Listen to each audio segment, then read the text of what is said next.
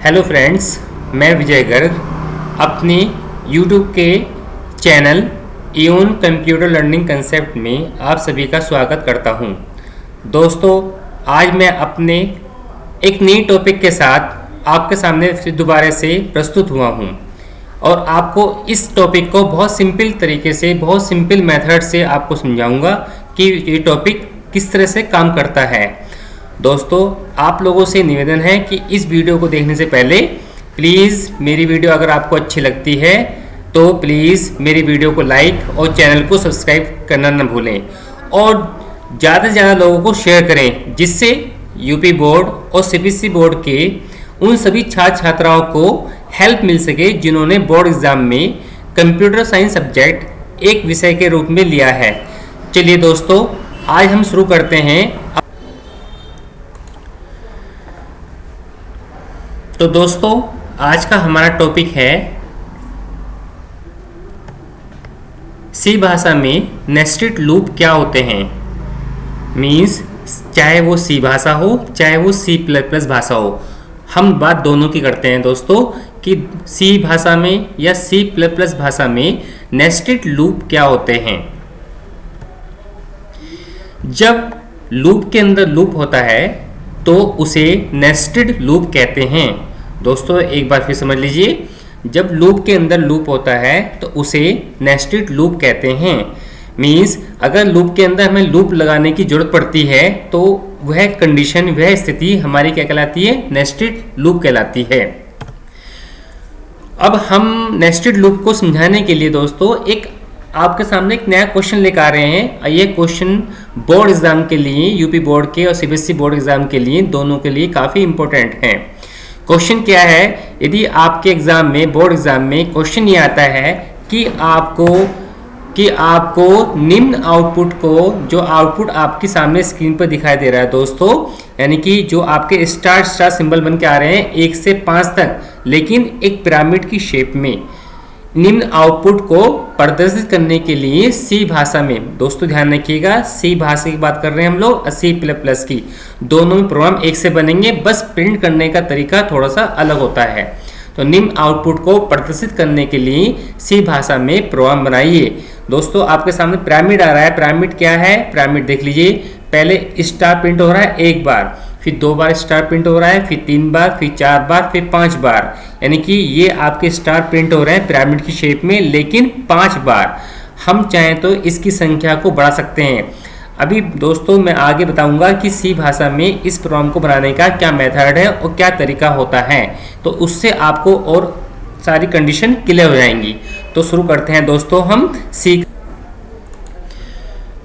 दोस्तों, उस पिरामिड को आप किसी भी लूप की सहायता से बना सकते हो, चाहे वाइल लूप, चाहे फॉर लूप, चाहे आप डू वाइल लूप, जिसमें चाहें उसमें, जिसमें आपको आसानी हो, जिसमें समझ में आता हो उसमें बना सकते हैं। अब आपके सामने दोस्तों मैंने सी लैंग्वेज को खोल लिया है। सी लैंग्वेज खोलने के बाद दोस्तों मैं आपके सामने एक नई फाइल खुल कर आ रही है। फाइल का नाम है a5.c। ध्यान रखिएगा, मैं बता चुका हूँ, प्राइमरी नाम, फाइल का प्राइमरी नेम तो कुछ हो सकता है, लेकिन सेकंड नेम आपको क्या देना है? सेकंड नेम आपको यहाँ पर .c देना पड़ेगा।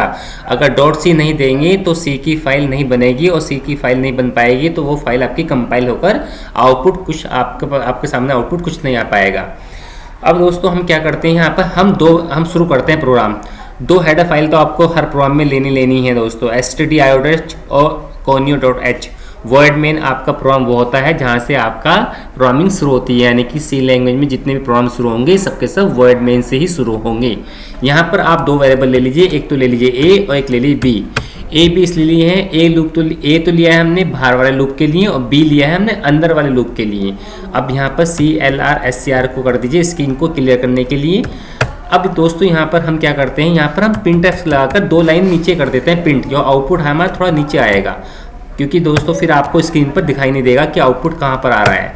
अब हम क्या करते हैं, पहले लूप को चलाते हैं हम A1 से कहाँ तक? 5 तक, क्योंकि आउटपुट हमारा क्या है, पिरामिड जो शेप बन के आ रही है वो फर्स्ट स्टार सिंबल से शुरू हो रही है और 5 स्टार सिंबल तक खत्म हो रही है। तो हमारा जो फॉर लूप होगा दोस्तों वो शुरू होगा हमारा A बराबर 1 से और चलेगा कहाँ तक? 5 तक। और A को आगे इंक्रीमेंट कर दीजिए। जब इंक्रीमेंट करेंगे तो तो इंक्रीमेंट करने के बाद उसको बंद कर दीजिए और लूप की बॉडी यहाँ शुरू हो चुकी है। ये तो दोस्तों हमारी बात आ गई किसकी, पहले लूप की। अब हम करते हैं दूसरा लूप। दूसरा लूप शुरू करते हैं दोस्तों कहाँ से, b बराबर 1 से, और कहाँ तक, तो दूसरा लूप शुरू होगा दोस्तों वो आपका शुरू होगा b1 से और कहाँ चलेगा, a तक चलेगा। यानी कि पहला लूप चलेगा 1 से 5 तक, दूसरा लूप चलेगा, लूप के अंदर लूप चलेगा कहाँ से, b बराबर 1 से कहाँ तक, 5 यानी कि a तक। तो हम कहते हैं b is less than equal to a, यानी कि जहाँ पर a की वैल्यू होगा यहाँ पर a आती है 1 आती है तो 1 तक चलेगा। अगर यहाँ पर a की वैल्यू 2 आती है तो लूप चलेगा 2 बार। अगर यहाँ पर a की वैल्यू 3 आती है तो लूप चलेगा, ये वाला लूप अंदर वाला लूप 3 बार चलेगा। अब यहाँ b को कर दीजिए क्या, इंक्रीमेंट। b को इंक्रीमेंट करने के बाद लूप को कर दिए बंद और लूप की बॉडी यहाँ शुरू करिए। अब यहाँ पर क्या करना है आपको, यहाँ पर प्रिंट कर देना है स्टार सिंबल, यानी कि जो आपको आउटपुट पर स्क्रीन पर प्रिंट करना है वो प्रिंट करना है, वो सिंबल आपको इस प्रिंटफ के अंदर आना है। तो हमने यहाँ पर कर दिया स्पेस देकर डबल कोट्स के अंदर। अब ये अंदर लूप की कंडीशन सारी पूरी हो चुकी है, इस लूप को बंद कर दीजिए। अब दोस्तों ये वाला लूप पूरा हो जाएगा तो हमें नेक्स्ट लाइन पर आना है। अब यहाँ पर 1 है, यहाँ पर 1 है तो एक बार प्रिंट होगा, उसके बाद जब लूप फिनिश हो जाएगा, कंडीशन फॉल्स हो जाएगी तो बाहर वाले लूप पर आएगा। तो बाहर लूप पर आने के बाद हमें कहाँ जाना है, नेक्स्ट लाइन पे आना है। तो नेक्स्ट लाइन पे आने के लिए हम क्या करते हैं, प्रिंट एफ कर देते हैं। जैसे प्रिंट एफ करेंगे हम किससे, /n से, और इसको /n को बंद करने के बाद दोस्तों अब हमें क्या करना है, अब हमें इस लूप को बंद करना है, इस वाले लूप को। ये इस लूप की बॉडी यहाँ शुरू हुई है, यहाँ पर खत्म हो गई है। अब इसकी बॉडी यहाँ शुरू हुई है और यहाँ पर आपको खत्म करनी है। खत्म करने के बाद अब गेट ch से स्क्रीन को लगा दीजिए, गेट से स्क्रीन रोकने के लिए, और यहाँ पर ये मेन की बॉडी को बंद करती है। यहाँ पर मेन की बॉडी यहाँ बंद हो गई है। फाइल को सेव करिए। फाइल को सेव करने के बाद देखते हैं दोस्तों कि हमारा आउटपुट क्या आ रहा है। फाइल को सेव करने के बाद फाइल को कंपाइल करिए कंट्रोल F9 से। कंट्रोल F9 करते ही दोस्तों देखो आउटपुट जो मैंने आपको क्वेश्चन में बताया था, सेम आउटपुट उसी फॉर्मेट में आ रहा है पिरामिड की शेप में। अब इस पिरामिड को दोस्तों मैं और चेंज करके दिखाऊंगा। चेंज से मतलब है कि अगर इस पिरामिड की मुझे संख्या बढ़ानी हो तो मैं क्या करूंगा, मैं यहाँ पर a की वैल्यू बराबर लेस देन इक्वल टू 5 है तो मैं यहाँ पर 9 कर देता हूँ। अब ये लूप कहाँ तक चलेगा, ये लूप चलेगा 9 तक। कंट्रोल F9 से प्रोग्राम को कंपाइल करिए, देखिए।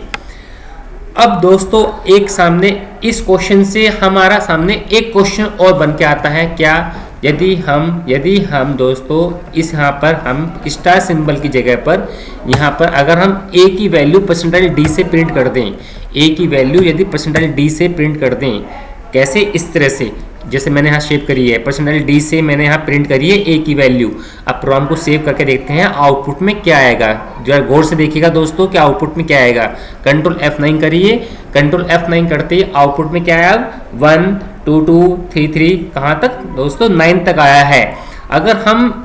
यदि हम a की जगह पर यहाँ पर a की जगह पर यदि हम b प्रिंट कर दें, यदि a की जगह पर यहाँ b प्रिंट कर दें तो आउटपुट में क्या आएगा।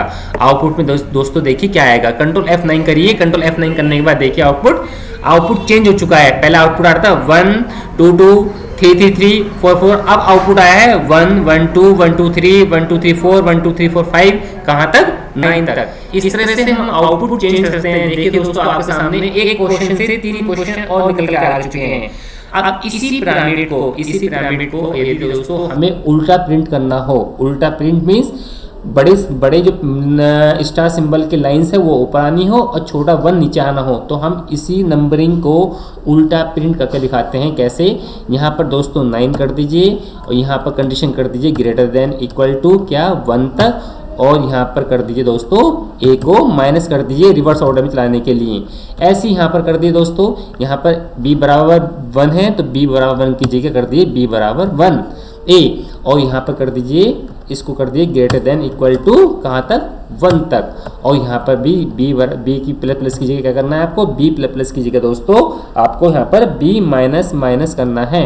अब b माइनस करने के बाद देखते हैं दोस्तों आउटपुट क्या आएगा। गौर से देखिएगा, ये एक क्वेश्चन से 4-5 क्वेश्चन मिल जाते हैं। इसी तरह से आप लोग कर करके देखिए तो आपको एक क्वेश्चन से 5-6 क्वेश्चन निकल के आएंगे, तो उससे आपको बोर्ड एग्जाम में काफ़ी हेल्प मिलती है दोस्तों। ये प्रोग्रामिंग दोस्तों प्रोग्रामिंग करने से होती है, प्रोग्रामिंग याद करिए, प्रोग्रामिंग रटने से या कॉपी में करने से कुछ नहीं होती, जब तक कि प्रैक्टिकल करके नहीं देखेंगे तब तक प्रोग्रामिंग नहीं आ पाएगी। आप इस प्रोग्राम को सेव करिए, सेव करने के बाद कंट्रोल F9 से प्रोग्राम को रन करते हैं, कंपाइल करते हैं। देखिए दोस्तों आउटपुट अब उल्टा आ गया है, 9 8 आ चुका है। यानी कि अगर आपको इस शेप में भी अगर क्वेश्चन आता है तो आप उसी क्वेश्चन में कुछ बदलाव करके चेंज करके आउटपुट को भी चेंज कर सकते हैं। इसी तरह से दोस्तों आप एक क्वेश्चन से 10 क्वेश्चन बना सकते हैं कम से कम। अगर आपको मान लीजिए दोस्तों, यदि आपको मान लीजिए यहाँ पर आपको प्रिंट करना हो स्टार सिंबल, तो यहाँ पर स्टार सिंबल भी प्रिंट कर सकते हैं उल्टी शेप में। सही कैसे, मैं आपको करके दिखाता हूँ। यहाँ पर देखिएगा, यहाँ पर मैं यहीं पर चेंज कर रहा हूँ और कुछ नहीं कर रहा हूँ फिलहाल। यहीं पर ही मैंने पर्सनल डी हटा दिया है और यहाँ पर सिर्फ मैंने स्टार सिंबल लिख दिया है। अब F2 करता हूँ और प्रोग्राम को कंपाइल करता हूँ। देखिए दोस्तों आउटपुट आपके स्क्रीन पर आ चुका है, यानी कि पिरामिड उल्टी शेप में आ चुका है। ये क्वेश्चन बच्चों बोर्ड एग्जाम में बहुत आता है, ध्यान रखिएगा। ये क्वेश्चन बच्चों बोर्ड एग्जाम में बहुत काफ़ी बार रिपीट हो चुका है और कम से कम 5 से 8 नंबर का आता है, 10th क्लास में भी और 12th क्लास में भी। ये मतलब काफ़ी बच्चों को प्रोग्रामिंग करने में दिक्कत आती है, ये पिरामिड बन नहीं पाता है। उनकी हेल्प के लिए ये क्वेश्चन मैं दोस्तों उनकी हेल्प करने के लिए जिनको प्रोग्रामिंग करने में दिक्कत आती है, प्रोग्राम समझ में नहीं आते हैं, तो उनकी हेल्प के लिए ही मैं ये वीडियो बार बार आप लोगों के सामने लेकर आता हूँ। तो दोस्तों आज के लिए इतना ही, बाकी नई वीडियो के साथ में फिर मिलते हैं। नमस्कार दोस्तों।